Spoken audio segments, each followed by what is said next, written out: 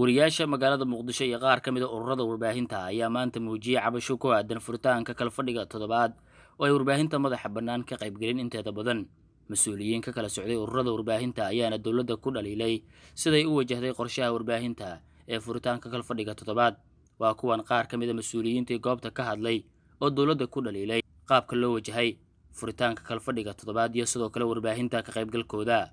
nooc faafareeb oo kala ah wariyaashu way kala duwan yihiin. waxaan rabnaa qofka kaamirada haya TV-ga dawladdu ma aha mid madax bannaan. waxaan rabnaa warbaahinta madax bannaan inay helaan fursad la mid ah tan warbaahinta dawladdu ay heleen. sidaas darteed waxaan cabashadan u gudbinaynaa guddoonka baarlamaanka. dalkan wuxuu marayaa heer ama marxalad aad muhiim u ah. wuxuu isu diyaarinaya inuu doorasho galo.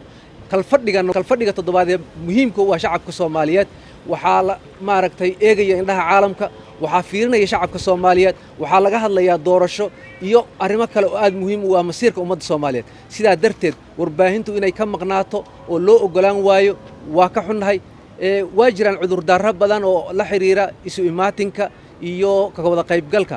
laakiin runtii markaad fiiriso baarlamaankii oo dhan halkaa isugu imaanaya aqaladii baarlamaanka waxay ahayd si kasta oo loo xadidi karo. xataa waxaan isku daynay inaan wada hadal kala galno oo aan raadinno siyaabo xataa dadka loo yarayn karo oo maaragtay warbaahintiina ay war ku heli karto. rabaa inaan wax yar ka tilmaamo kaalinta warbaahinta madaxa bannaan madaxweyne iyo guddoonka baarlamaanka intaba oo maanta u fadhiya shirka saxaafadda loo diiday. waxaan rabaa inaan u sheego haddii aad og tihiin iyo haddii aadan ogeyna waxaa laga yaabaa inaad dalka dibadda uga maqneedeen 30 sano ugu dambeeyay laga soo bilaabo 91dii xilligii dowladdii militariga ay dhacday wixii ka dambeeyay saxaafadda Soomaaliyeed ee xurta ah waa xilliga ay asaasmeen waana xilliga dalkan ay ku soo laabatay dimuqraadiyad. madaxweyne iyo guddoon baarlamaan haddii aad og tihiin iyo haddii kale saxaafadda madaxa bannaan 30 sano oo waddanku uu ku jiray ka soo kabanayay militarigii waxa dalkan ku soo celiyay in 4 sano kasta doorasho ay ka dhacdo oo u ololeeyay dimuqraadiyaddaas waxay ahaayeen saxaafadda madaxa bannaan. waa inaad ogaataan inaysan ahayn saxaafadda ama warbaahinta dawladdu ay leedahay oo afka dawladda ku hadasha.